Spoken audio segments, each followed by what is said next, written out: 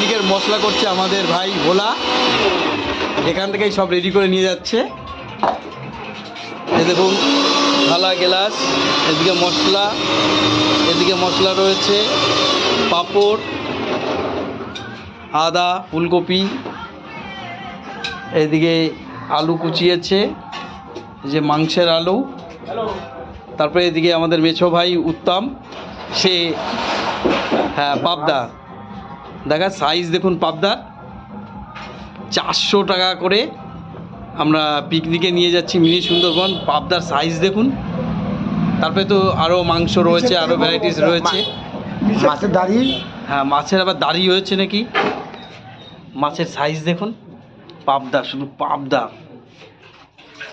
উত্তম high বল। Hi guys, তোমরা সবাই বলো, তোমরা সবাই কালকে এসো, তোমাদের সবাই ইনভাইট থাকলো পাবদা খাওয়ার জন্য, অনলি ফর পাবদা।